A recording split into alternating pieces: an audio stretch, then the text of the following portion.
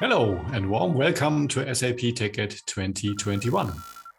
My name is Boris. I work as a product manager for the Software Update Manager and focusing on system conversion as well. Today's topic is system conversion. So build your system conversion roadmap to SAP S/4HANA. The intelligent enterprise and the strategy behind is visualized on this slide, and this was discussed in various other sessions as well. Of course, the system conversion to SAP S/4HANA is covered here in different aspects. Let's have a look at the agenda of today's session. We have 3 sections, starting with the essentials for a system conversion, then focusing on a specific part, that is the move to hyperscaler, combine the conversion with the move to hyperscaler, and finishing up with the latest news on system conversion. So the essentials, as you have read in the abstract of this session, prerequisite is that you have taken the session DT200, and this is a screenshot taken from this session listing the related sources and tools. System conversion, also referred to as a brownfield approach, is one out of 3 transition scenarios, and a system conversion is always a one-to-one transition of one ERP source system into one SAP S/4HANA system. That is the system conversion. The prerequisite for the source system to allow a one-step conversion is that the source system is a pure ABAP stack. The source system is on Unicode, and it may run on any database. So it does not have to be on SAP HANA database already. The tools used here are for the planning, the maintenance planner, which is checking the source system on component level and will provide the stack XML, this recipe for the later execution of the conversion, and the software archives. We have another check. These are the simplification item checks that are executed. As SAP S/4HANA is different, things have changed, which is explained in the simplification items, and related checks will ensure that the required adaptations in the source system have been executed. You should run this check prior to starting the technical conversion, as during the technical conversion, the Software Update Manager will execute the same checks as well. So, as already mentioned, the technical engine to drive the technical conversion of your source system is the Software Update Manager. It will apply new software components. It will execute database migration if required, if the source is not yet on HANA database, and it will at least partially execute the data conversion. Data conversion from technical perspective is the move from the old tables of the ERP data model to the new tables of the S/4HANA data model. So moving and adapting data, that is data conversion, partially executed by the Software Update Manager and partially executed afterwards, specifically for fin data conversion. This is done after the Software Update Manager has finished. We strongly recommend you to use the SAP readiness check at an early stage of your project. You may even have not yet decided on the appropriate approach for your project. You should use the SAP readiness check. It's a comprehensive check covering a lot of other checks and tools, and you may even repeat this check time after time. This link below provides more information. We call this the manifesto, and it has been updated recently. Then, what kind of best practices do we have for a conversion project? First of all, the project must include colleagues from all areas. The system conversion is not simply a technical upgrade. It's a different project. It requires knowledge from all areas, especially line of business. So all colleagues have to be part of the project from the very beginning to solve upcoming issues to really get the conversion done. As I've mentioned, simplification items have to be adapted, and this can only be done by the respective colleagues of the area there. Secondly, your source system may run very good, consistent data, but SAP S/4HANA as target release has different restrictions and is more restrictive. So you will have to adapt potentially your source system and consider those more strict changes, more strict checks by SAP S/4HANA. Third point are add-ons. Most probably your source system has some add-ons installed. They may be provided by SAP or by third-party vendors. And of course, for the SAP add-ons, we from SAP, we know whether they are already supported for your target version. So the maintenance planner is aware, but the third-party add-ons have to be checked by the project, by you. So you have to contact the third-party vendor to know whether there is already a supported version for your project available. And this may take time, so consider this early enough so that there is no delay. Further basic information is still available from the TechEd 2020 recordings. You see those two links here with the system conversion overview, as well as a session focusing on downtime reduction. That was the part on the essentials for a system conversion. Now, let us focus on a dedicated specific scenario to combine the system conversion with a move to a hyperscaler. That means conversion is converting your ERP source system to SAP S/4HANA, the on-premise software that is then running at a hyperscaler, so infrastructure as a service. That is the scenario. And for this, if that is a specific case, if the source system is not yet running on HANA database, then DMO can be used. That is the abbreviation for database migration option. So the software update manager will migrate the source database from non-HANA to HANA database. That's what the software update manager will do. This standard conversion keeps the application server stable. So from this perspective, it's an in-place procedure, only the database host is changed. But now, if we want to move to a hyperscaler, of course, the application server level has to be adapted as well. And for this, the software update manager offers what we call DMO with system move. So the tool will not only migrate the data from non-HANA to HANA on a different host, but it's also possible to switch the application server host. So that is DMO with system move that allows to combine the conversion of the ECC system to SAP S/4HANA with a move to hyperscaler. Infrastructure as a service like Google Cloud Platform, Amazon Web Services, Microsoft Azure, or Alibaba. Actually, the software update manager will not install this new application server in the target landscape. That is a prerequisite that has to be done. So like the HANA database as well has to be set up prior to starting the software update manager, the application server has to be set up as well. Now, let's focus on this DMO with system move. That is already available since a while, but experience have shown that not everyone knows. We strongly recommend to use the parallel mode. What does parallel mode mean?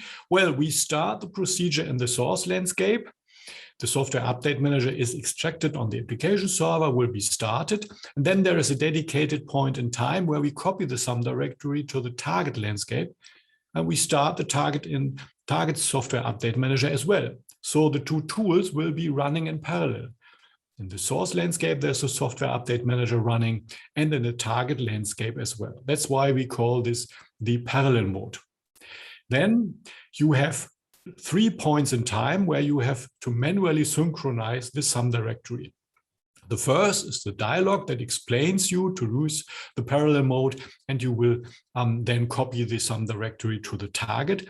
And you'll do this in time so that long-running activities setting up the shadow system in the target will execute while the source system is still up and running. The software update manager builds the shadow repository and shadow system on the target landscape. SBDD and SGen activities have to be executed. Long-running activities, you definitely not want them to be executed when the source system is down. That's why you should follow the parallel mode. 3 sync points, as already mentioned. The first is the dialog at the phase host change move SOT, where you copy the sum directory, then you have 2 parallel sum executables running. Second point to synchronize the directories manually is the downtime dialog. In the source, you will keep the software update manager on this dialog, so keep the source system up and running, and wait until the software update manager in the target has reached the import phase. So all those shadow activities are done. The target sum directory is ready to import, and only then you enter the downtime.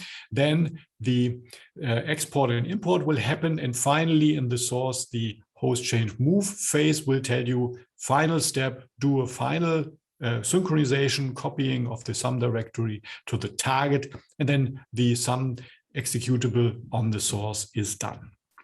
These are 3 points in time for this manual synchronization. But of course, we have a script there as well that may be used for specific cases, a script for continuous synchronization. The continuous synchronization will have the benefit that also export and import runs in parallel, not only the two sum directories, some executables. So as an illustration, we start the software update manager in the source landscape. It will do some preparations and checks. Source system is still up and running, so green box is visible. We copy the sum directory to the target, have those activities for setting up the shadow system while the source system is up and running. And then we finally enter the downtime. Source is not available any longer. Export of content from the database can happen. Data transfer, if possible, continuously to the target. We'll have export and import running in parallel. And we finish the procedure by this target system so that it's up and running again. That's the parallel mode, if possible, with continuous synchronization, which is, of course, explained in the respective SUM guides available in the support portal page. That was the strong advice to use the parallel mode. It can be used even if you do not use this delivered script. You can do manual synchronization to use the parallel mode. Very easy. Now, some specific parts when moving to a hyperscaler, Microsoft Azure. We call this guided system conversion to Microsoft Azure. We want to ease the process, simplify the process of moving to Microsoft Azure as the combination of conversion and move to hyperscaler. And with this, we have different aspects. First of all, concerning the end-to-end conversion process, we will do the maintenance planning like before.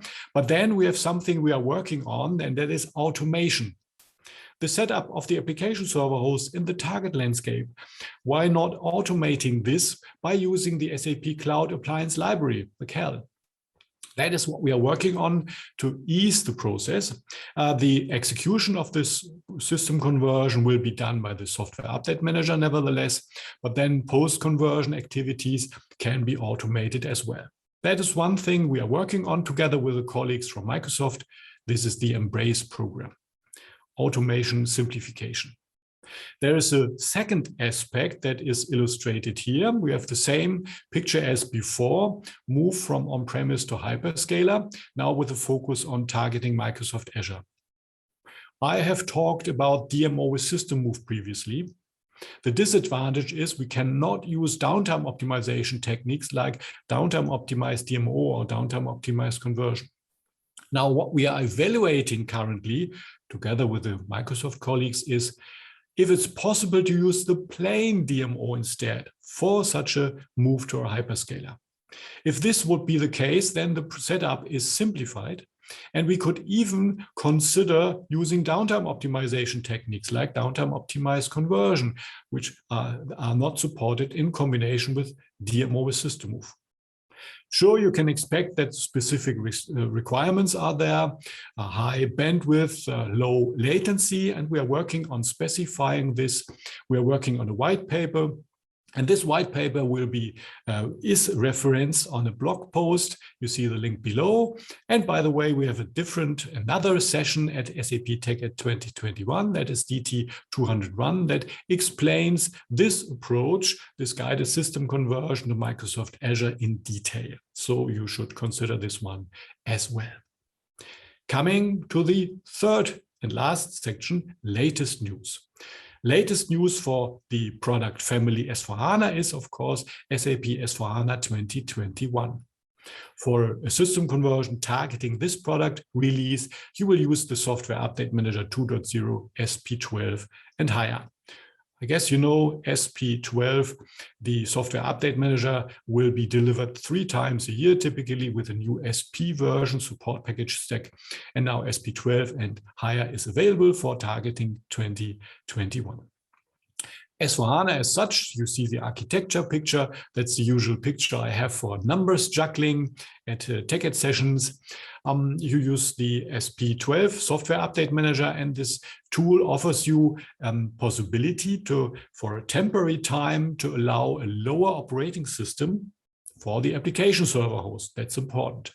So like before, like targeting 1909, 2020, also targeting 21 as product version, you can have a Software Update Manager accepting a lower operating system version, but you have to explicitly tell the Software Update Manager that this shall be allowed.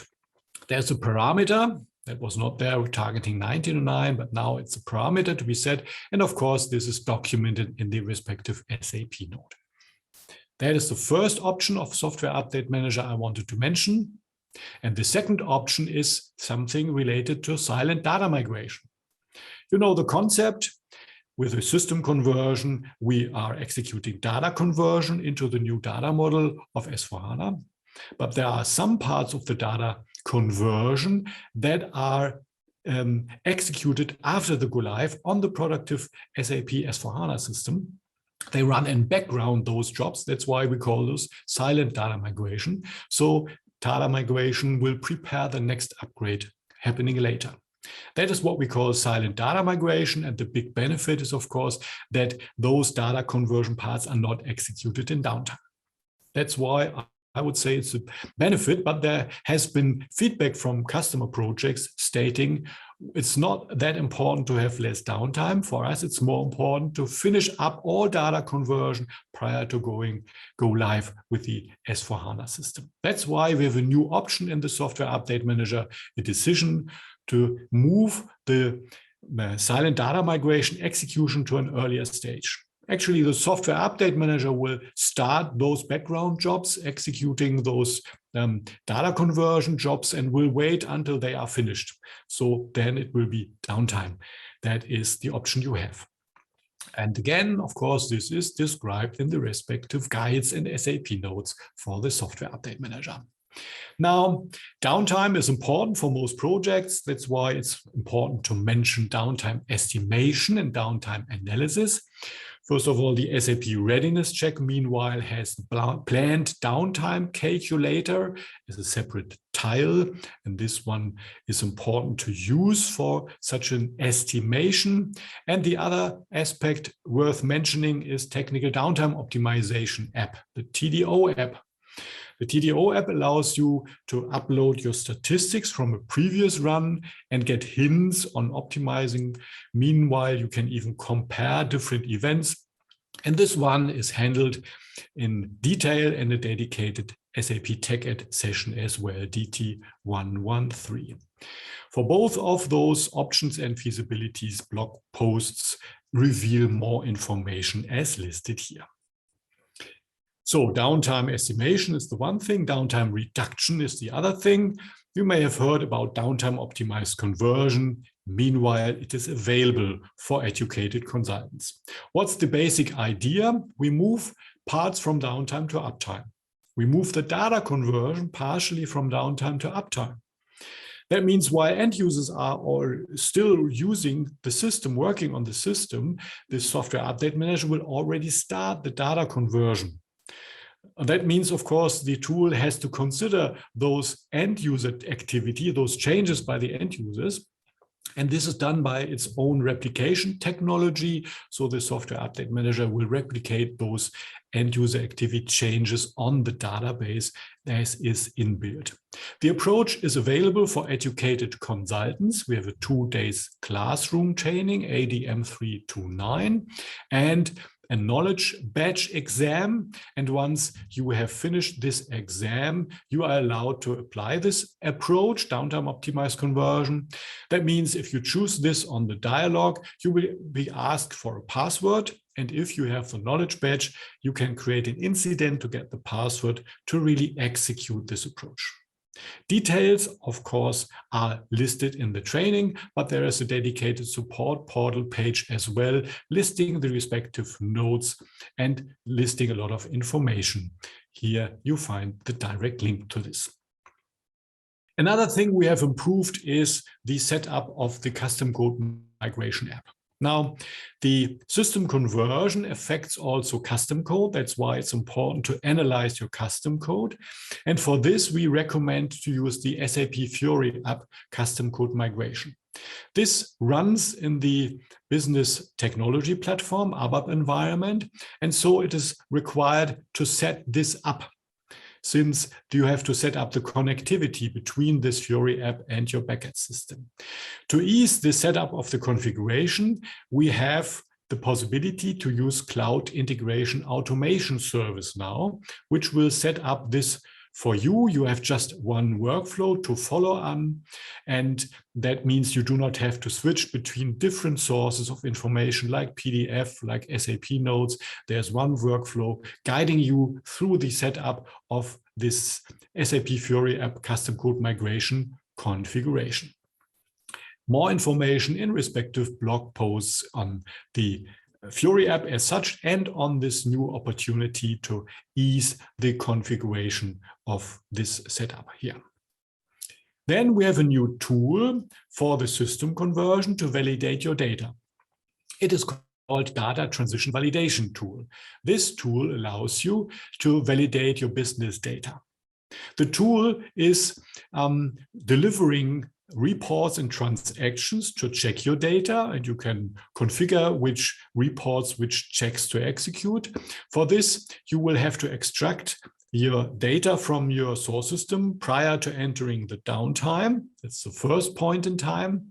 And there is a second point in time where you extract prior to going live with your SAP S/4HANA system. And then you can compare those two results. And this is available with targeting SAP S/4HANA 2021 as a target release. The functionality in the ERP source system will be applied with TCI nodes, so transport-based correction instructions in your system. That's a new approach that is, of course, documented in the help portal, and we have a blog post on that in the SAP community as well. Now, where can you find more information? We have open SAP platform courses that have been set up with 3 different topics, supported by the famous regional implementation group that have been working on this. Of course, you can use the open SAP platform to search for any conversion-related courses there. That is an example here, how to use the search in the open platform. Strongly recommended. We have another possibility to learn more. That is an SAP Press book on migration overall. So that one will not only cover the system conversion, but the other transition scenarios as well. So greenfield especially, but the unit on the system conversion have been extended and updated recently with the 2nd edition. These were 2 important resources of information for details. And there are, of course, additional SAP TechEd sessions as well as listed here. Some of them were already listed on the on the slides before. And there are much more opportunities to learn in the context of SAP TechEd, learning offerings that are listed here that should be considered by you. That was the session on system conversion as part of SAP TechEd 2021. Thank you very much for taking part and enjoy SAP TechEd.